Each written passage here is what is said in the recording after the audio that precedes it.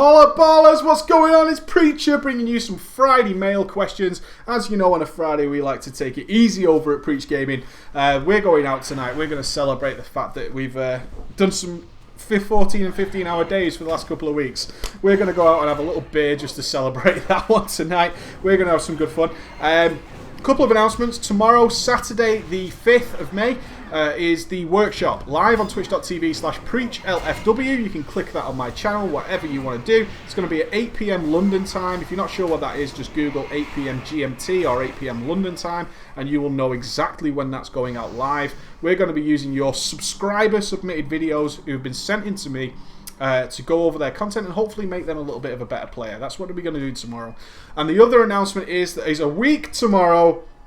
It's the 10,000 subscriber live show, and it's going to be a bit of a spectacular. We've spoken to various companies. There's going to be prizes to give away. We've had people donate some various things. We've had some nice high-profile people donate some stuff to us. We're going to be signing stuff, and hopefully we'll have some various other gifts and stuff.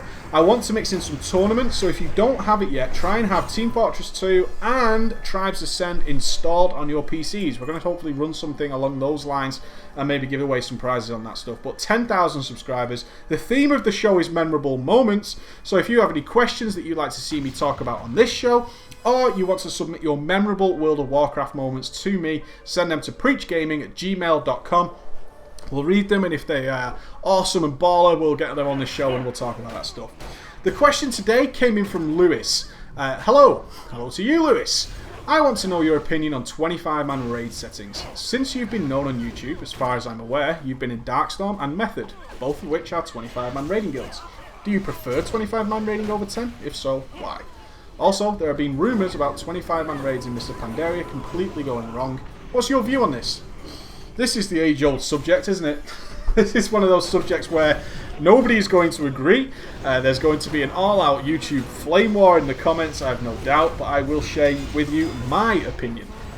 I am a child, of course, of 40-man raiding, and I loved it. I will never be able to recreate the funnest moments in this game than I had in 40-man raiding. And it was nothing to do with fighting a boss with 40 people, as such. Not directly, anyway.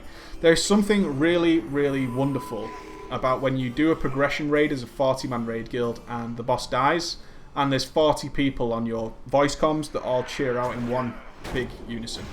There's something so much more epic to 40 people going, come on, come on, come on, when you're getting down to those last 1 or 2%. A good example of this is everybody who raided in vanilla will claim that Ragnaros generally was their favourite ever kill. It was the first boss that required sort of serious progression. And the mechanics were ridiculously simple, but raiding was really simple back then. There's always this attitude of looking back with rose-tinted goggles. If you're not sure what that means, you'll often find these old school players who say, oh, raiding back then was much harder, much more difficult, or much better quality. It really wasn't. It really was not. If they were to put a boss into the game now that had the same mechanics as a vanilla boss, fuck my life, it would die so fast. I cannot even imagine. There would be no progress if they put a boss in with the original, even if they altered the damage, etc. to the way it is now. If they were to put a boss like Ragnaros into the game right now, I know he's back in, but I mean in his original form, his original mechanics, even if those mechanics were buffed to the level they would need to be now, he would die in one shot. It wouldn't even be a question. It really wouldn't. The bosses back then were retardedly easy. They were stupidly easy. We thought that one of the hardest bosses was because we had to interrupt. In fact, only a couple of the legendary hard bosses, such as the Four Horsemen, which was only hard because it required 8 fucking tanks, is up there as being, oh, well, I killed the Four Horsemen. Grats, you managed to recruit 8 fucking tanks and gear them up with 4-piece Dreadnought. Congratulations to you. That was the only difficult part of that fight, other than going and DPSing for a few seconds and standing with your dick in your hand in the middle of the room. It was a crap fight. I hated it. It was so fucking boring. But getting back on topic of the 25-man raiding, I'll talk about Mr. Pandaria first. There have been rumours about 25-man raids in Mr. Pandaria going completely wrong. Well, the problem is this is the first expansion where raiding or a villain is not the central theme of the expansion. We're focusing on this, and I hold my fingers up as much as I hate to do it, war. This war we know nothing about. We're just supposed to trust Blizzard's word, and there'll be something cool involving a war between the Horde and the Alliance. How much faith can we put in that after seeing Spine of Deathwing and Madness of Deathwing? Not to sound like a hater, I don't want to be a hater, but those fights were absolutely atrocious in all respects, in every single way. They're possibly the worst letdown in history. But still, we've got this war brewing. And war sounds great. It sounds fantastic. What do you mean by war? We were not telling you. Oh, okay. So we're just supposed to take your word on it that there's a really cool war coming. And we have no main antagonist. There's no Kael'thas Sunstrider, this massive, huge lore character. There's no Illidan Stormrage. There's no Kill Jaden. There's no Lady Vash. There's no Arthas. There's no Deathwing. We don't have any of these people who are going to be a central theme of the expansion. And I don't know about you guys. There was something really effing cool about Arthas popping up in my storylines and knowing that one day I would face him. There was something really, really exceptionally cool about those moments, and they were all the way through the Wrath of the Lich King.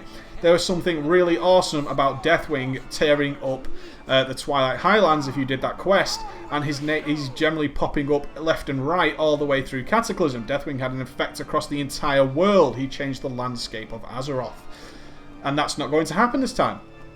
So there's a lack of motivation based on that with the 25-man raiding guilds, and in fact raiding in general. It's not completely on the 25-mans. It's on the 25 and the 10s, because what are we going to be raiding? Are we literally now raiding for gear? And as somebody like myself who doesn't give a crap about raiding for gear, raiding gear will come as we raid. That's always what I try and instill in you guys, is if you raid regularly, gear is a natural consequence of raiding a lot. If you're pushing raiding progression, guess what? Gear drops every time the boss kills. You should be trying to kill the boss. When you're farming, then give a crap about your gear. You want to gear up so you can generally stop farming. There's always a nice period in the top guilds where everybody's geared up, or they're gearing for their PvP, or they're gearing for their off-spec, or stuff like that. That's all good fun, and we just generally chill out and do that. But raiding for gear, that's not my motivation, and I know it's not the motivation for a lot of people. If you look at the people in Methods, sure, some of them care about gear, but most of them want a world first. That's why they raid. They want that elusive world first. What does it matter if, you know, there's nothing really spectacular about it? Are we just going to see a one-day news post on MMO Patch Champion that the raid boss that nobody really cares about is dead? I bet most of you in the chat right now, although most of the raid bosses' names have been released, can tell me the name of one. I bet you can. That is the difference between this expansion. So there is a definite worry there that Mr. Pandaria raiding is going to suffer horrendously because there's no motivation to do it. Most of us were actually quite looking forward to seeing what they'd done with Nefarian. Nefarian was a name we could talk about quite a lot. We were all looking forward to seeing even Ahn'Qiraj, Ajal Narub in Wrath of the Lich King, because we knew there was some lore attached to it. I mean, hardly any of the players in the maid raiding scene are big on RP. So some are, but we know some major lore characters. I remember I'm not into the lore of World of Warcraft at all. But when a big major character was announced, I generally went on WoW Wiki and I did some reading on him and found, well, that's really cool. I never read any of the Warcraft books, and I know that some of you guys are going to say, well, you should, because they're really fucking good. I actually agree with you. I've no doubt they are good.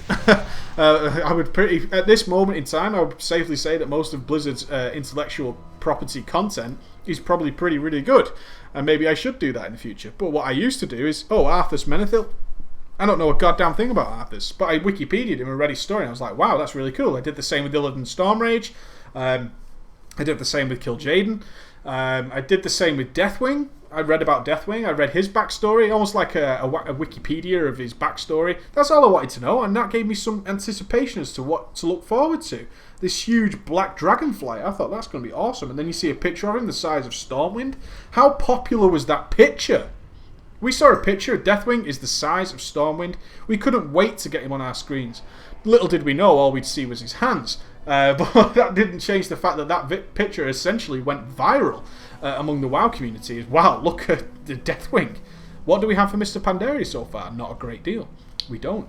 We're definitely lacking some sort of motivation to be a raider. The motivation at the minute seems to be to kill raid bosses. Well, that doesn't go hand in hand with anything. Raid to kill the bosses is, sure, that's one aspect of it, but I mean, that's not enough. We need some feeling to it. We want to see exactly how these raid bosses are going to impact our life, and Blizzard's been very cagey on the subject. In fact, all they've spoke about is the war, and war is all very well and good, but we don't know much about the war. So that's why Mr. Pandaria is looking essentially like this could be the end of raiding.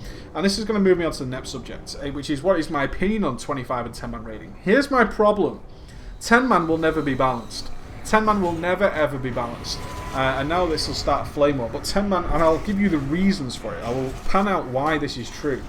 Some bosses will be easier on 25-man and some bosses will be easier on 10-man. Vice versa, some bosses will be harder on 10-man and some bosses will be harder on 25-man. I've raided progression level hardcore on a 10-man guild in Cataclysm, and I have raided progression level hardcore on 25-man guilds, repeatedly through different expansions. 10-man is obscenely catastrophic in terms of that sort of design. And therefore, I do not believe that 10 and 25-man should be trying to balance each other. I just don't think they should, because 10-man cannot be balanced. It cannot be.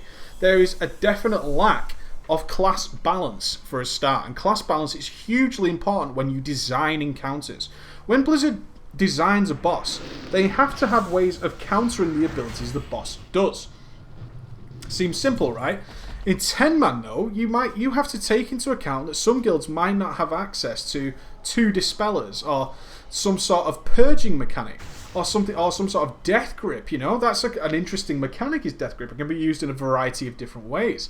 If you look at Cho'Gall Heroic, he was made considerably easier by having access to a prot warrior who could heroic leap over the slime pools with the adolescents, I think they were called, something along those lines. And that therefore made the fight possible for 25-mans to really do heavily. 10-man, they tried to just make it easier by having one, but Prot Warriors again made it considerably easier. A lot of 10-man guilds on the progression level didn't have access to a Prot Warrior. Whereas in a 25-man, you can be pretty sure there's at least 1 or 2 warriors in that guild, and one of them could spec Prot if it was considerably easier.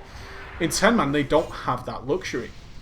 I recall raiding 10-man heroic hardcore at the beginning of Cataclysm, and I had to level 2 other characters to meet the class balance requirements, including a Disc Priest, because Disc Priests were very, very powerful at the time, and we needed raid cooldowns. We needed a specific set of raid cooldowns, and an average 10-man makeup. We could even argue that maybe there should be one of every class, but that might be a Shadow Priest, it might be a Blood DK, it might be a Fury Warrior, it could be all sorts of combinations. We can't just say, well, there's one of every class in the raid, and now including monks, that's not even going to be true. So we've got this weird moment where 10-mans are just a higgledy-piggledy mess of combinations of specs and classes that doesn't add up to a proper balance. Therefore, the 10-man bosses cannot be designed around having a proper balance. They just cannot. And I'm sure there were people going out there saying, well, Blizzard can do it. They can't. Even if they had magical powers, they couldn't. They could not guarantee that this sort of buff and debuff will have access in those raids. Therefore, the raid is not properly designed. That is the ultimate solution. And all you'll find is the 10-man guilds who raid hardcore will just complain about that. Or, they vice versa, they go and they make it balanced around a 10-man environment where some buffs can be missing and some spells can be missing, and then change it in a different way for 25-man, which then makes them not the same boss anymore. Therefore, it doesn't work. They're not balanced the same because we've had to alter various aspects of the fight to accommodate a 25-man class balance, which in 25-man guilds you can almost guarantee there will be a class balance in there unless you bring in something ridiculous like 17 arcane mages, which never happens. And unless you Paragon, of course, and you bring in a stack of feral druids. But that's a one-off instance, and I'm sure people will refer to that moment. But the average 25-man guild will account for every single class spec combination possible in the game. A 10-man just cannot do that unless you've got a roster of 20 people for your 10-man, which is then 10 people sitting out because of class balance designs. Awful. More to the point is 10-man has this illusion of being the sort of sensible way to go with your friends. And again, that is a fallacy. 10-man on the face of it seems like it's easier to organise. I only need 10 people. I can get them in. I know 6 or 7 really good people anyway, so I only need 3 more. It seems easier on the face of it. 10-man is essentially so much harder than a 25-man in terms of organising, because you cannot have just 10 people, especially if you're doing some sort of progression. If you're looking to maybe down a boss every month or so, sure, go ahead with your 10-man, you might have a good time. And And I'm not talking about normal mode either, I'm talking about heroic mode. Normal mode should be designed with fail in mind, and it generally is. Normal mode is designed around the fact that you are probably carrying quite a few players. That's how normal mode is designed. Like it or not, that's how it's designed.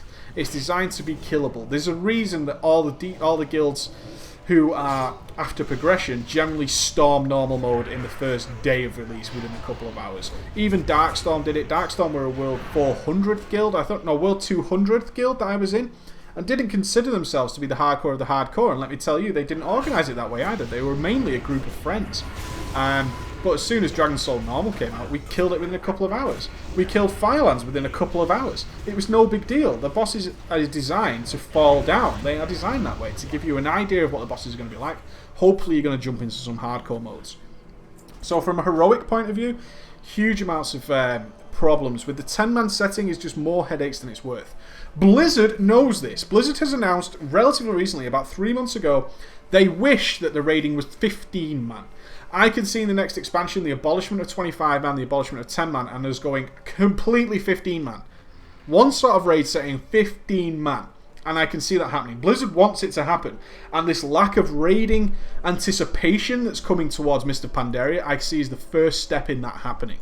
I see the first step of that is they're going to take the emphasis off raiding in this expansion, and then in the next expansion, be it Emerald Dream or whatever it might be, is going to be pure 15-man raiding. Mark my words, I predict that happening. So my opinion is this: 25-man is more fun. You have generally more characters in the guild. You have a generally greater time while you're doing voice comms. The fights are generally always balanced around 25-man to start with and then changed for 10-man. I don't like that. And 10-man overall, I think, is harder to run. It's not as enjoyable because class balance has such a dramatic factor. Losing a player in a 10-man raid compared to losing a player in a 25-man is absolutely catastrophic. If somebody dies and you've only got maybe 2 healers and one of the healers dies, you've just lost 50% of the healing in the entire raid. And if it's one of the healers, it's 33% of the healing is gone. You cannot afford that in a 10-man. I don't like 10-man. It will never be the same as 25-man. Sure, some bosses will be harder in 10-man, but usually for all the wrong reasons. Either the boss is improperly tuned for 10, which is fine. We see that in 25 as well. Or it's designed around a specific amount of cooldowns that your 10-man might not have access to, which is a complete non-issue in 25-man. The final example I'll leave you on is this. I raided Cutting Edge Hardcore and got a World 13th kill on Halfus Wormbreaker 10-man. It took us nearly 250 wipes to achieve that kill, with people putting their heart and soul into that fight. 25-man, it was the easiest boss in the world. Why? Because they had access to several more interrupts.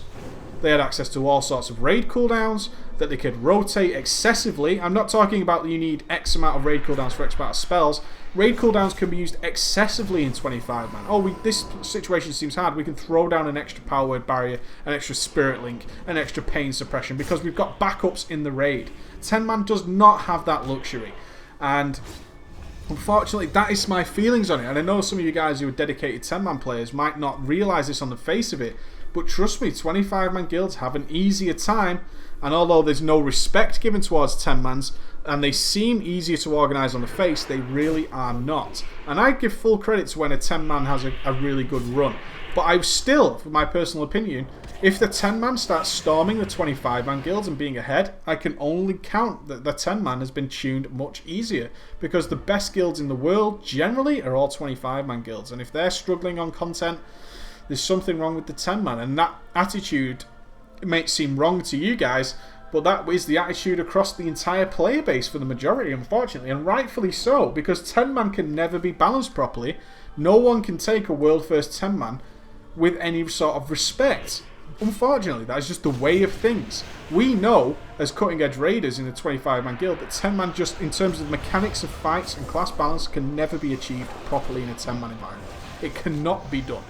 Therefore, if we get beat by a 10-man, we generally don't give a fuck. I never gave a fucking Darkstorm, I never gave a fucking Method, I would never give a fuck anyway, because there's got to be something, it's got to be easier, unfortunately, because it's been balanced around having 10 players and probably missing a couple of cooldowns. It has to be.